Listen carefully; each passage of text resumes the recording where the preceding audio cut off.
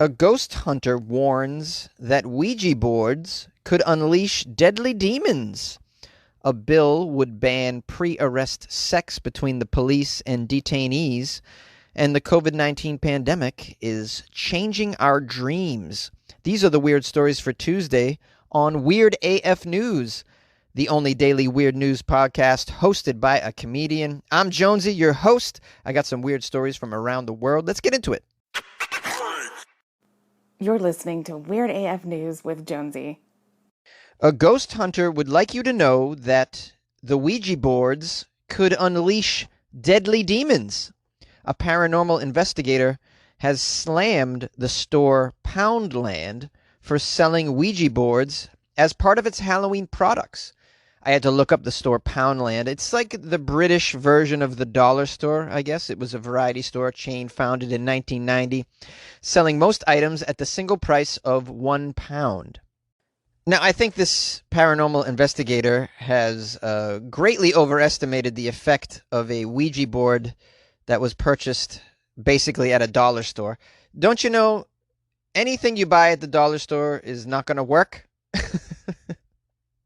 Although I admit, I enjoy their Halloween products. They're cheap and they're fun. And, you know, you can throw them away right afterward. They were just $1. I bought a fake beating heart and brought it to work the other day because that's the kind of thing that I do.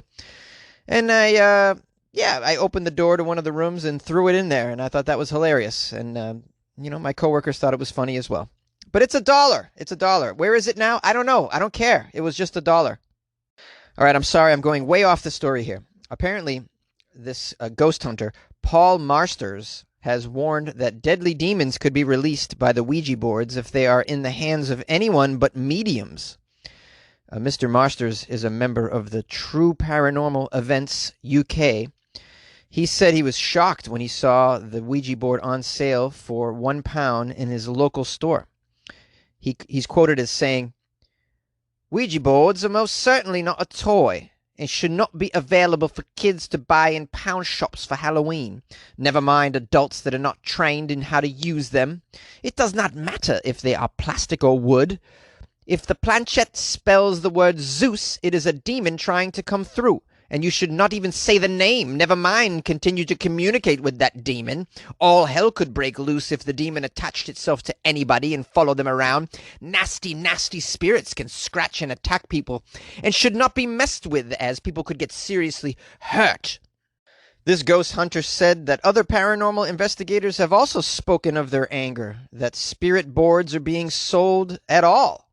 He says the paranormal community claim these devices can destroy people's lives, and spirits can cause suicides, as some are more sinister than others.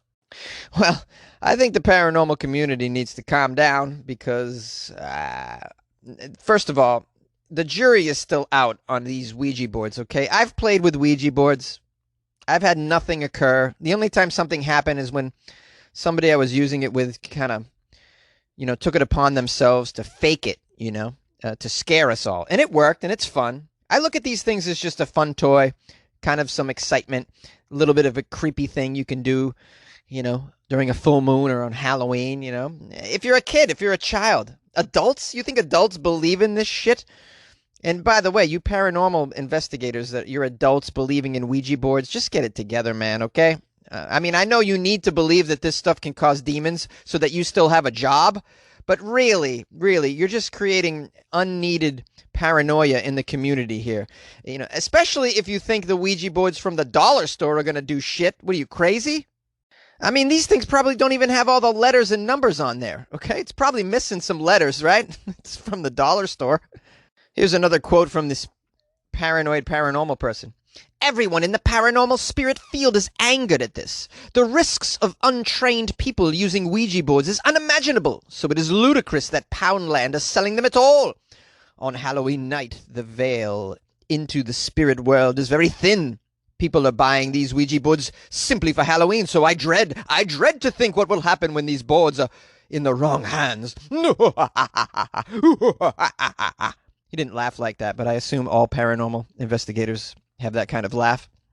I'm going to tell you, a few Halloweens ago, I went to a proposed haunted house. I was invited. It's a pretty famous haunted house in Los Angeles. I'm not going to say the name of it. It's called the Omen House. You can look it up.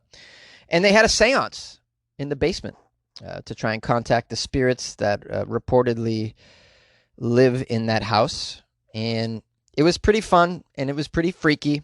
And these were legitimate people in the spirit world. Some of them were kind of celebrities in the medium world. And I'm going to tell you, nothing happened. And that's not to say that I didn't have a great time. These things need to be taken at face value, though, I think. Hey, it's a lot of fun on Halloween. We all get scared for a moment. Anything to put the lights down low and light a candle and get a little spooked is a lot of fun on Halloween. And I think these Ouija boards fall into that category as well. But I could be wrong. Maybe you guys have some other experiences you want to share. Call the show, 646-450-2012. Spooky. A bill would ban pre-arrest sex between the police and detainees. A bill in Virginia to charge law enforcement officers with a felony if they engage in sexual relations with a detainee has unanimously passed. Carrie Delaney, a Democrat, said she proposed the bill in order to close a loophole in the law which currently does not make it illegal for police officers to have sexual relations with someone who has just been arrested. I had no idea that this was happening so much that you need to have a law for it. I guess people are getting arrested, and next thing you know, they're in the back of the car, there's handcuffs, and then bow, chicka, bow, bow, chow, down, out. Here is a quote from Delaney. This puts people in a clear power imbalance at a very vulnerable time if they were detained by an officer with ill intent that wanted to take advantage of someone in that situation. Unfortunately, that has happened, and that is ultimately the purpose of this law. The old law only covered employees of correctional facilities or jails. In other words, people already in custody, such as inmates, parolees, or pretrial defendants. Delaney says, where we saw that we needed to close the gap further was for law enforcement officers who are actually detaining individuals pre-arrest. Yeah, so no more, you have the right to remain silent. You have the right to take off your pants. Now, I mean, obviously they see a need for this. I don't know how often it happens out there in the field, but there's so many dishonest law enforcement personnel out there that I'm sure it happens enough. And then, of course, there's the other side of the coin where you have someone being arrested who is offering sexual favors in exchange for their release. I'd imagine that happens quite a bit. I did do a story out of New York, if you guys recall, a couple months ago. A town proposed that the local police could accept sexual gratuities. So I highly doubt that that passed, but that was proposed. Well, you clearly need laws for this sort of thing, because this sort of thing exists. And the reason why it exists, or one of them, I think, is because of pornography. I mean, I don't know how much porn you watch, but invariably you'll see some police officer scenes. It just happens to be, a popular porn theme. But usually it's female cops, a couple of them arrest a dude, and then the next thing you know, the clothes are off. It happens all the time. And I think as such, it creates a situation where you think every time you interact with the police, bow, chicka, bow, bow, something might go down. Do I really believe that? No, I don't believe that. I was just trying to come up with some sort of funny explanation at the end of this story because I don't know where to take it. I guess you guys, if you've ever had sex with a police officer, you could call the show and tell me about it. No, actually, strike that. Do not call me if you've had sex with a police officer. I think you should just keep that to yourself. You like podcasts? You're listening to my podcast. Maybe you thought to yourself, I'd like to make a podcast. Too difficult. No, not with Anchor. Anchor has free creation tools that allow you to record and edit your podcast from your phone or your computer. Anchor distributes your podcast to Apple, Spotify, Stitcher, and more. They have advertising integration, so you can even make a little money off your podcast. Everything you need to make a podcast in one place. Download the free Anchor app or go to anchor.fm to get started. And good luck with your podcast. Good luck with your creation. Good luck with your life, man. The COVID-19 pandemic is changing our dreams. For many of us living in a COVID-19 world feels as if we have been thrown into an alternative reality.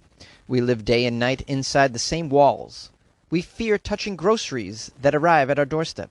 If we venture into town, we wear masks, and we get anxious if we pass someone who isn't wearing a mask. We have trouble discerning faces. It's like living in a dream. Well, COVID-19 has also altered our dream worlds as well. How much we dream, how many of our dreams we remember, and the nature of our dreams themselves. Since the lockdown, a global increase in the reporting of vivid, bizarre dreams, many of which are concerned with coronavirus and social distancing. Terms such as coronavirus dreams, lockdown dreams, and COVID nightmares emerged on social media. By early April, social and mainstream media outlets have begun broadcasting the message: the world is definitely dreaming about COVID-19. Deidre Barrett, an assistant professor at Harvard University and editor-in-chief of the journal Dreaming, initiated a COVID-19 dreams survey online this spring. They surveyed about 2,500 American adults. The results were 29% of Americans recalled more dreams than usual. They also found that 37% of people had pandemic dreams, many marked by themes of insufficiently completing tasks, such as losing control of a vehicle and being threatened by others. To the researchers, it seems clear that some basic biological and social dynamics may have played a role in this opening of the nightmarish floodgates. At least 3 factors may have triggered or sustained the dream surge. Disrupted sleep schedules, augmenting the amount of REM sleep and therefore dreaming. Threats of contagion and social distancing, taxing dreaming's capacity to regulate emotions. And social and mainstream media amplifying the public's reaction to this surge. Certainly, sleep patterns changed abruptly when lockdowns took effect.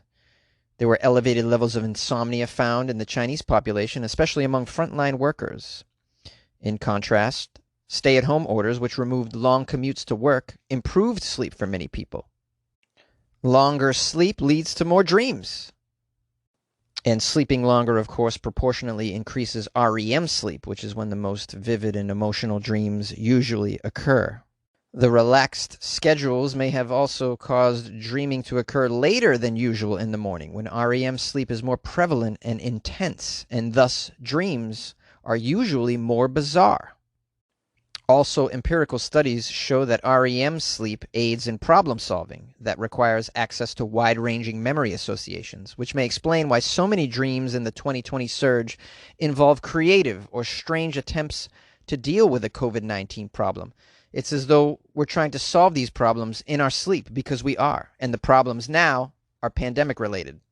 And of course, there's the social media factor, where this pandemic is constantly pushed into our awareness on a daily basis, and we take that with us to bed at night, obviously. The article that I'm reading here is super long, and it comes at it from many, many different angles, but you can kind of get the gist of it. And I'm wondering if you guys have experienced this. I most definitely have experienced a lot of COVID-related dreams for the last 5-6 months. And that, of course, just seems completely natural to me. I'm wondering, though, what are the long-term effects of this? Because it is stressful to have such dreams and to have them on an ongoing basis. What is it doing to my blood pressure? What is it doing to my acid reflux? What is going on here? I think it could be a concern. I don't know, but we'd have to save it for the medical people, I suppose. But I'd imagine it has an adverse effect. Have your dreams been off the charts lately? Call the show. Let me know. 646-450-2012. Do you have a way to stop the dreams? I'm wondering. I once heard that if you eat a pickle before you go to bed, you'll have crazy dreams. There must be something that I can eat that'll take away my dreams. Is it maybe a marijuana gummy? Yay! Well, hello, my fellow weirdos, and thank you for lending me your ear for like 15 minutes. Appreciate it. I hope that you do it daily. I hope you enjoy the stories, that you learn something about the world, and maybe have a laugh. Maybe you learn something about me, or maybe even you learn something about your damn self. That could be a thing that happens. I want to give some love to someone who wrote me a nice message on Instagram. It's Jessica, also known as Unicorn Phobia. She wrote, Florida Fridays are my favorite. Just discovered your podcast about 2 months ago, Jonesy. My Google Assistant actually recommended it. Honestly, your podcast makes my weekday morning better. I've recommended your show to several people. I forced my boyfriend to listen to it this morning, and it made him laugh. If I wasn't on unemployment, I would become a patron. Well, thank you, Jessica. I appreciate that. It's the thought that counts. So many of us are on unemployment that, we can't blame you. Yeah, if you ever want to join the Patreon, you guys can do so by going to patreon.com/weirdafnews and buy Jonesy a beer, something like that. That's pretty cool. Or don't. If you'd like to support the show a different way, you could tell a friend to download it and check it out. That's helpful as well. I want to give some love to someone who wrote me a nice comment on YouTube. Blair Gray wrote, "Wake up to the podcast daily," and then a heart. That's pretty nice. Very short, sweet, to the point. Thank you, Blair Gray, for waking up to the podcast daily. I appreciate all the support and all the messages you guys send me. If you'd like to leave me a review on Amazon or iTunes, that'd be pretty cool, but not necessary, as it takes up some time. But if you did, let me know. Give me a message. You can do a screenshot of the review that you left, and I'll read it and give you a big shout out. So appreciate that. If you haven't already, check out the new weirdafnews.com website, where I put up, there's transcripts. There's a fun game you can play. And there's a little bit about me on there. I don't know. It's just a website for the show. If you're not doing anything, you want to check it out, give it a little peek. I'll take any feedback that you might have. weirdafnews.com. As always, you can call the show. I left the number. The email is funnyjones@gmail.com. You can send me a note or drop me an article. That's pretty helpful. Also, follow me on Instagram @funnyjones. And guess what? We'll see you tomorrow.